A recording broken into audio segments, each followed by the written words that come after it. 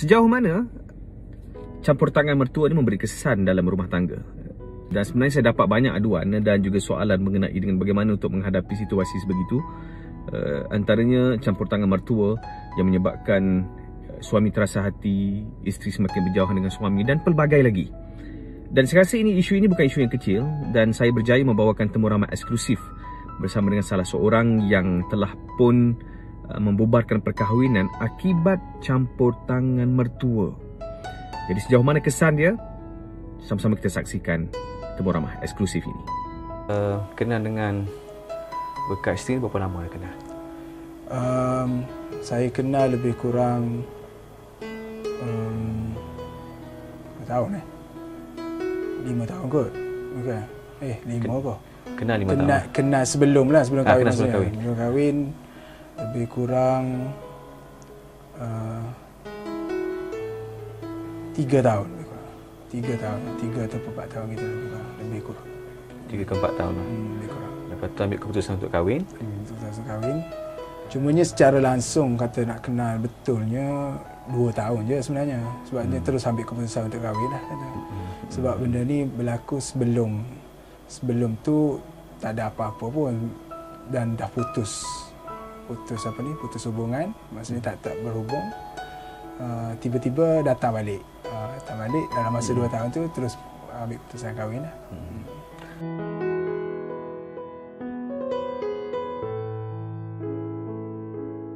So kahwin pada masa tu adalah waktu belajar lah kan? Ya, betul, waktu belajar. So cabaran kahwin waktu belajar?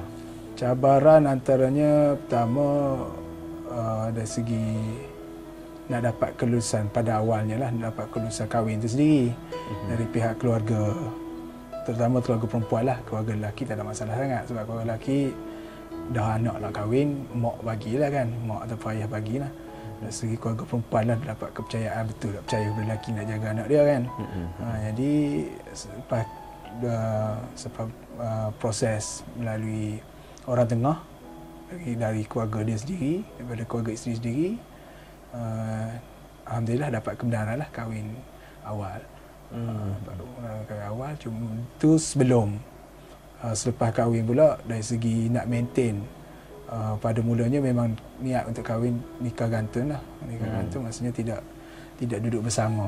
Maksudnya walaupun dalam satu universiti yang sama, tapi memilih untuk duduk di asrama masing-masing. Hanya keluar berjumpa mungkin pada waktu weekend lah.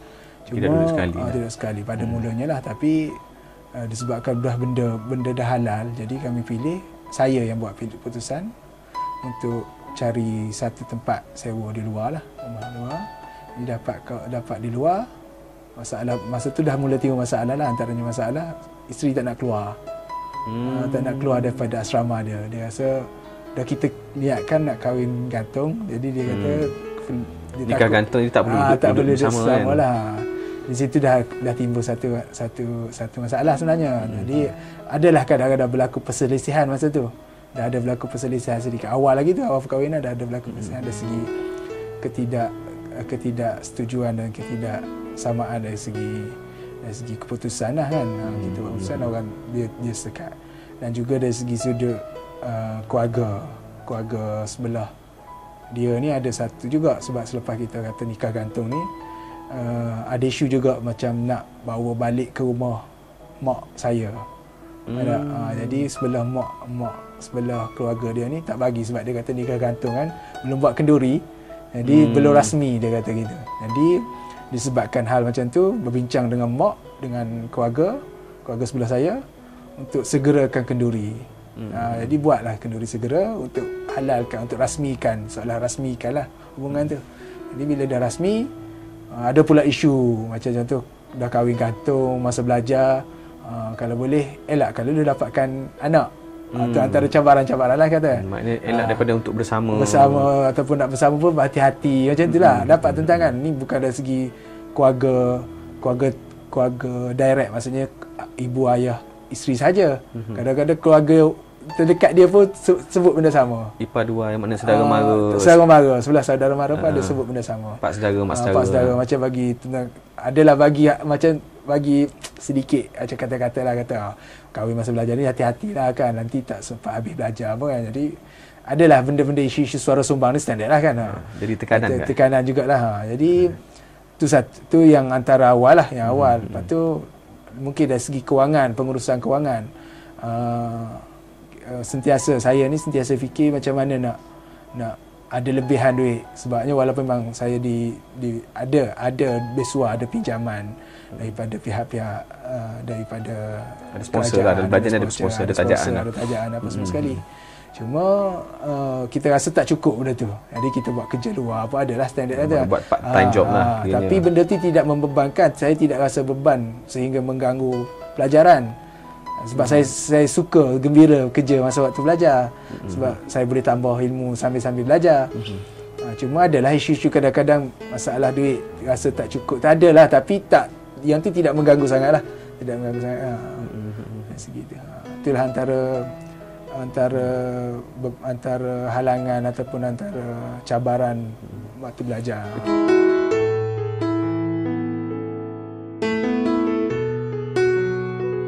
Setelah berkahwin, berapa lama tempoh perkahwinan bertahan?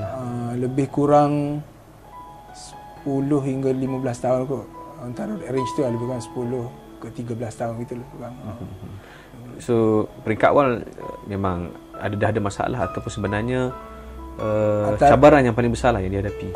Cabaran yang paling besar sebenarnya salah satu, macam saya bagi tahu tadi, isu utamanya ada dah suara-suara sumbang.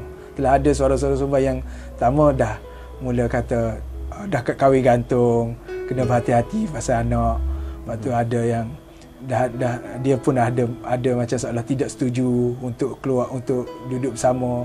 Maksudnya hampir 5-6 bulan juga kot. 6 bulan kot. Hampir juga kot. 1 sem lah kot. Lebih kurang dia tak nak keluar daripada asrama lah.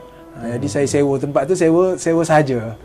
Sewa tapi saya duduk sebab saya dah keluar daripada asrama. Duduk seorang lah juga. Jadi ada isu benda-benda gitu. Dah ada isu tu. Lepas tu isu yang berterusan antaranya adalah apabila balik bercuti. Balik bercuti ni biasalah rumah dekat. Rumah dekat ni ada isu juga. Kan satu negeri, satu daerah yang lebih kurang dekat. Bila balik bercuti, masing-masing cuba untuk balik ke rumah masing-masing. Jadi kadang-kadang bergaduh juga benda-benda macam tu. Ada. Awal dulu pun dah ada dah. Sebelum balik pun kadang-kadang dah bergaduh dah isu tu. Isu nak balik ke rumah saya ke ataupun nak balik ke rumah dia. Dah ada dah. Mana itu sebelum kenduri kan? Tapi lepas kenduri pun ada isu yang sama. Lepas kenduri pun masih ada isu yang sama. Benda tu berterusan. Benda yang kes isu balik ni berterusan. Sehinggalah tamatnya perkahwinan kami lah. Apa yang membuatkan anda buat keputusan lah? Maknanya kemuncak kepada segala, sebab mesti ada sebab yang kuat untuk dia membuat satu keputusan yang besar kan? Antara isu yang besar adalah mula-mula memang berkaitan dengan balik tak balik. Tu isu antara isu lah, isu utama yang keluar mula-mula isu tu, balik tak balik. Lama-lama tu berkaitan dengan raya. Raya bila rumah dekat ni kadang-kadang ada juga isu tu. Dia jadi macam seolah-olah bila malam raya saya akan duduk rumah saya, dia akan duduk rumah dia biasanya. Isu tu. Jadi benda ni berterusan lama tu. Lepas tu saya rasa agak berserabut. Saya pun tanya ahli agama, tanya seorang ustaz ni pandangan dia isu ni. Bila saya tanya tu saya agak dalam keadaan agak beremosi.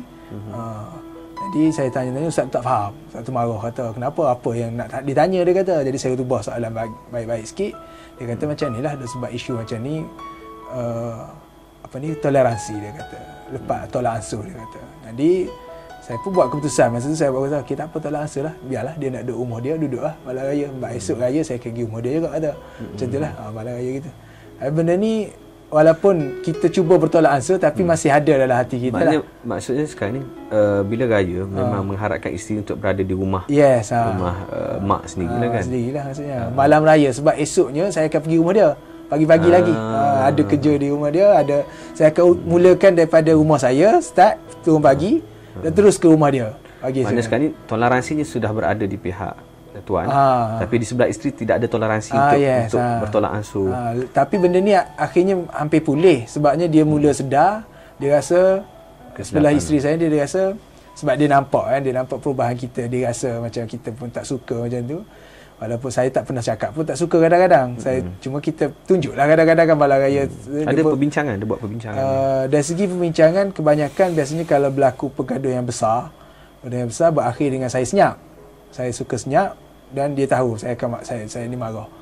Dia tahu saya marah, dia pun tanyalah, biasanya tanya biasanya saya akan bagi tahu. Dan biasanya masa marah saya tak explain, saya senyap, saya akan terus senyap, tapi saya akan explain biasanya dalam travel. Waktu dah tenang, waktu tenang. Saya akan cerita betul-betul. Emosi yang baik. Emosi baik. Tapi dalam keadaan drive, saya akan cerita. Duduk tepi saya ceritalah, saya cerita. Apa yang saya tak puas hati ke apa yang perlu dia buat gini. Kadang-kadang kita ingat benda tu dah boleh memulihkan dia lah maksudnya kan. Kita dah tegur, ada perubahan tapi benda tu rupanya isu dia masuk tinggal kanan, keluar tinggal kiri macam tu seolah-olah. Benda ni berterusan. Saya makan hati lama. Dan kadang-kadang saya rasa macam saya ni tidak ada kuasa sebagai seorang suami dalam membuat keputusan, sebab sentiasa saja keputusan saya ni dipengaruhi oleh pihak keluarga dia. Yang tu juga besarlah. Isu daripada tak balik tu pun sebenarnya ada kaitan dengan tu lah. Sebabnya ada demand daripada pihak keluarga perempuan yang kadang-kadang suruh dia duduk sebelah sana. Ada tarikan macam soalan macam tu. Jadi isunya juga sebabnya tidak ada anak ni, tidak diberi rezeki anak ni juga isu. Sebabnya bila tidak diberi rezeki anak menyebabkan jadi macam seolah kata dah tak ada anak, tak ada masalah, duduk jauh-jauh. Tak ada isu pun macam itulah. Ini berterusan sehinggalah pada tahun tak salah 2010 2011 tu agak dingin dah. Cuma yang kemuncaknya 2017 lah, 2016 2017 macam itulah. Agak kemuncak.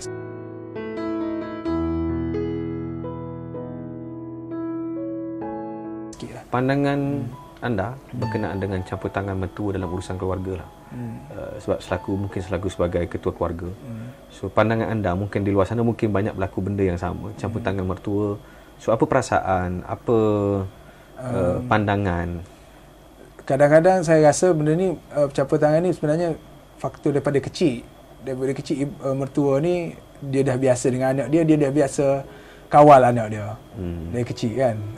Dia tidak lepas sepenuhnya tapi bila kita isteri pada orang lain. Mungkin juga dominan dalam keluarga dia sendiri lah. Dominan keluarga dia sendiri adalah sebelah perempuan, mak mertua lebih kuat dari segi dominan dalam keluarga lah.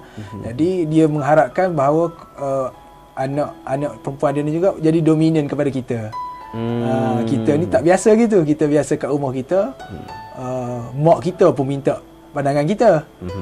Mak kita pun minta pandangan kita. Jadi kita dah biasa dalam keadaan menjadi rujukan. Kita yang dominan. Jadi bila kita buat satu keputusan, ada orang yang cuba mempengaruhi keputusan tu tanpa sebab yang kukuh, tanpa alasan yang kukuh, kita agak rasa macam tak gunalah aku bagi keputusan. Kadang-kadang dia sendiri minta keputusan tu. Dia sendiri minta pandangan. Tiba-tiba tak dengar pandangan kita. Jadi kita agak terkilat lah. Kita cuba untuk bertolak ansur dari segi tu. Maksudnya mungkin lah kena dengar juga sebelah mertua. Tapi kadang-kadang bila dah banyak sangat isu sampai satu tahap isteri pun kadang-kadang dah membelakangi kita, buat sesuatu yang luar daripada pandangan kita. Kita minta dia buat macam ni, dia pun tiba-tiba buat macam ni. Sebabnya dengar buah mak dia, dengar pandangan sebelah pihak dia, sebelah keluarga dia, sebelah adik-beradik dia apa. Jadi kita rasa lama-lama kita rasa tak gunalah macam ni kan kata. Itu yang juga menyebabkan makan hati lah dari segi itu. Dari segi itu agak terkilan. Dan juga antara yang terkilan juga, yang membawa terkilan juga antaranya juga adalah ketidakbersamaan lah. Terlalu kerap untuk berada jauh. Mungkin dari satu sudut tidak salah sebelah isteri saya ni mungkin tidak salah sepenuhnya. Bukan isteri saya ni mungkin tidak salah sepenuhnya. Sebab mungkin dia dilema, tersepit dalam keadaan sebab dia perlu ikut arahan keluarga dia. Dia perlu dengar juga arahan saya. Jadi kadang-kadang kebanyakan saya ni suka lepas. dia nak ikut keluarga dia, ikut lah. Saya suka gitu. Sebab saya tak suka memaksa. Saya jenis saya kalau dia kata nak balik rumah dia, balik lah, saya kata tak ada masalah.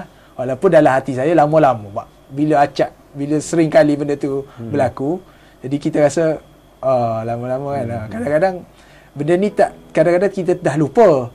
Tapi contoh kita melawat rumah saudara mara kita tanpa isteri, Tanpa kehadiran isteri. tanpa kehadiran isteri, tiba-tiba saudara mara kita tanya, mana isteri? Tak ada, dia tanya. Kadang-kadang mak yang tulis jawab, ataupun kita sendiri pun senyum-senyum lah, ya salah, dia ada mak dia, ada ayah dia, kadang-kadang kita jawab gitu. Dekat dalam seluruh, tapi lama-lama orang duk tanya kan. Jadi kita rasa agak pelik lah, janggal lah. Dan sebab sebagai suami isteri, bila tidak ada isteri bersama suami, yalah, macam pelik lah. seolah-olah macam tidak ada isteri. Tak ada isteri.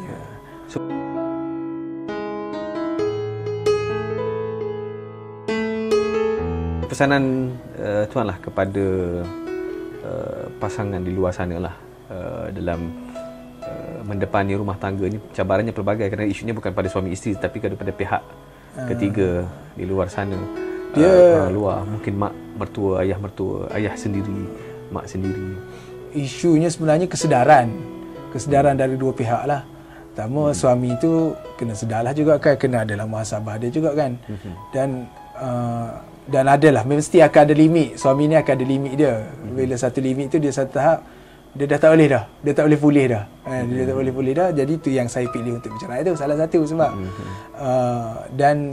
dan sebelah isteri pula, dia pula perlu sedar sebab dia dah kenal 10 tahun 15 tahun kahwin, tak kenal lagi hati cara gaya suami kan. Memanglah bunyi suara tu, dia kata pergi lah balik rumah mak dia. Mungkin intonasi dia bermaksud balik, sebenarnya lebih baik balik sini, mungkin intonasi dia perlu baca lah, perlu faham lah segitu. Tu dari segi suami isteri lah. Kalau nak pulihkan keadaan, gitulah cara dia.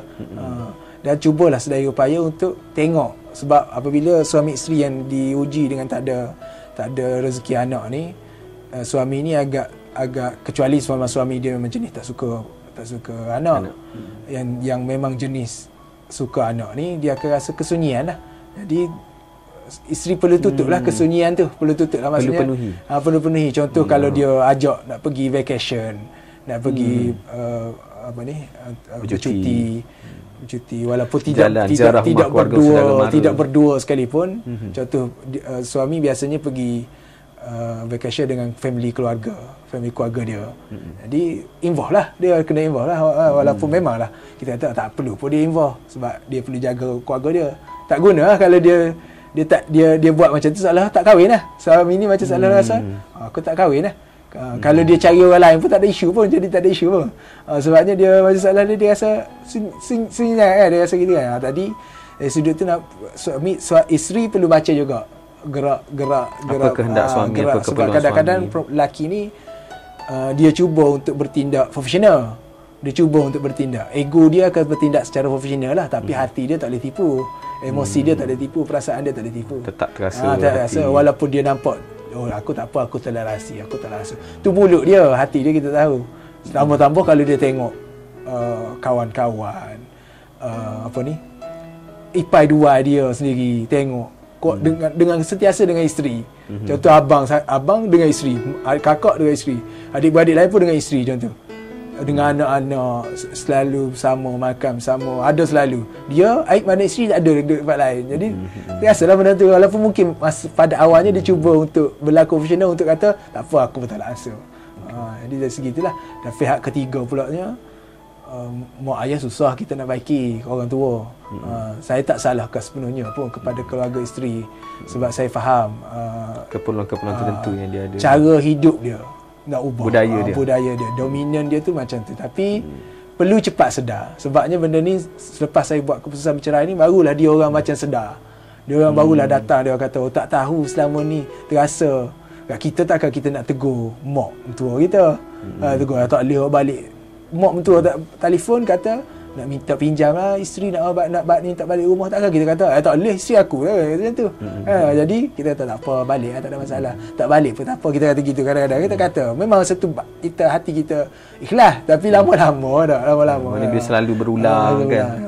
Bayangkan kalau contoh orang kita biasa cerita pasal malam Jumaat kan.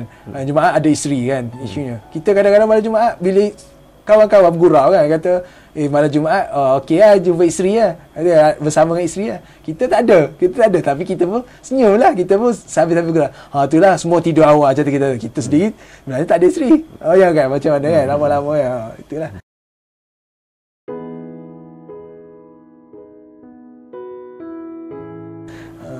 Terakhirlah, melihat hikmah penceraian lah, sebagai salah satu jalan keluar ataupun pandangan. Bagi saya perceraian ni satu jalan keluar, bukan satu benda yang satu larangan. Sebabnya kalau kita teruskan, kita takut akan berlaku satu kezaliman dalam salah satu pihak. Mungkin contoh kalau saya teruskan perkahwinan saya, mungkin saya akan berlaku zalim. Maksudnya saya dah tak sayang ke isteri saya tak rasa apa-apa ke isteri saya. Mungkinlah saya boleh duduk bersama dengan dia, mungkin dia akan berubah jadi baik. Tapi kes tu masih ada, kesan tu ada. Kita nak ubah hati kita susah. Kita sayang orang ni, kita dah ubah hati kita daripada tak sayang ke sayang. Daripada sayang tukar jadi tak sayang ni, nak tukar balik ke sayang lambat lah. Mungkin ada tapi susah. Jadi saya rasa, bagi saya kalau dah sampai tahap tu, tahap yang kata tawar hati dan kita fikir dalam-dalam, cuma satu je, bila buat keputusan perceraian, perlu elakkan buat dalam keadaan marah ataupun dalam keadaan terasa. Yang ni pun sama je, sama ada kita, sama semasa kita nak kahwin, sama juga sama masa kita nak bercerai ni, buatlah istikharah. Tu yang penting. Saya pegang, saya selalu nasihatkan orang pasal berkenaan dengan istikharah. Saya pegang istikharah ni, jawapan dia bukan pada mimpi, bukan kahwin. Contoh orang istikharah dapatkan jodoh. Lepas beli jodoh, dia pun kata, okey, tu jawapan istikharah aku. Tak, bagi saya, jawapan istikharah ni lepas kita mati lah. Selepas kita dah habis keputusan kita di dunia, tu jawapan istikharah kita. Kalau kita kekal dengan perempuan ni, dengan kahwin sebab ni, itulah jawapan kita. Kalau kata berlaku sesuatu di pertengahan, tu juga jawapan istikharah kita. Bukan dalam doa kita bagi tahu Allah kan, sekiranya baik dunia aku, apa akhirat aku kan. Jadi saya pegang macam tu. Sebab tu kalau orang kata relaxnya dah bercerai, sebab saya dah lama buat benda tu. Saya dah lama buat betul-betul istikharah satu, dan doa dalam sujud saya tak pernah tinggal. Saya minta jalan keluar.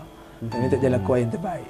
Jadi kalau orang kata saya buat ni dalam keadaan terburu-buru, sebab baru je berlaku perceraian pun baru. Jadi kadang orang kata terburu-buru buat keputusan untuk bercerai. Taklah, bukan terburu-buru, hampir 2-3 tahun lah saya fikir benda tu. Dan dalam Quran pun sebut, sekiranya kamu wa in azamut talaq fa innallaha samiun alim. Sekiranya kamu dah berazam untuk bertalak, azam ni berniat, sesungguhnya Allah Maha mendengar. Maknanya Allah tak kata benda tu haram. Allah kata Allah Maha mendengar. Jadi Allah dah dengar nak ni. Lepas tu baru Allah cerita lepas tu Allah cerita hal-hal talak. Bawah ayat tu Allah cerita berkenaan dengan kalau tolak dalam keadaan dia mengandung, tak boleh gini. Dan dalam ayat Quran pun ada sebut, sekiranya selepas dah kamu macam-macam dah cara. Dah ada orang tengah, macam saya pun dah ada orang tengah sebelum perceraian. Dan akhir sekali memang tak ada keputusan kita memang dah kita nak niat nak tolak, nak cerai. Maka Allah kata semoga perceraian kamu dapat membesarkan dan membuahkan rezeki kamu. Mungkin situlah kita perlu tengok untuk move on lah. Kalau bagi orang yang diceraikan sama ada isteri, ataupun yang menceraikan sama ada suami, ataupun kata juga kes yang isteri suami diceraikan anggaplah tu juga jawapan sebahagian daripada jawapan istikharah. Dan anggaplah bahawa ada ayat dalam Al-Quran yang kata sekiranya kamu bercerai, maka Allah akan luaskan lagi rezeki kamu, luaskan lagi, lapangkan lagi kehidupan kamu. Anggaplah gitu. Anggaplah macam tu. Anda kata kalau terus bersama, masing-masing akan saling berdosa. Saya takut, mungkin isteri saya tidak menzalimi saya lah. Mungkin dia lebih sayang saya lah. Mungkin disebabkan dah berlaku kes macam ni, mestilah dia akan berubah banyak. Sebab kes macam ni dah saya buat benda ni kan. Tapi saya takut saya yang tidak. Saya yang tidak mampu. Sebab saya dah hilang kasih saya. Sebab satu lagi mungkin sebab faktor saya mudah sangat untuk bercerai ni, sebab tidak ada pengikat, maksudnya tidak ada anak tu lah. Dari segi tu tidak ada rezeki, belum ada rezeki anak. Jadi lamalah saya berfikir sendiri. Saya pun ada tanya, sebelum saya cerai pun ada tanya kawan tu, memang dia kata tak bagi bercerai, cuma dia kata kita tengok macam mana. Dia tengok, dia pun kata gitulah. Dari segi nasihat saya nya gitulah. Kalau terpaksa buatlah keputusan. Tak ada pun istilah kata perceraian ni adalah satu benda yang tidak baik. Sekiranya benda tu lah yang terbaik, pilihlah jalan perceraian kalau boleh. Tapi yang sebaiknya perdamaian lah yang baiknya. Poinnya dapatkan perdamaian. Maksudnya dalam perceraian pun ada perdamaian.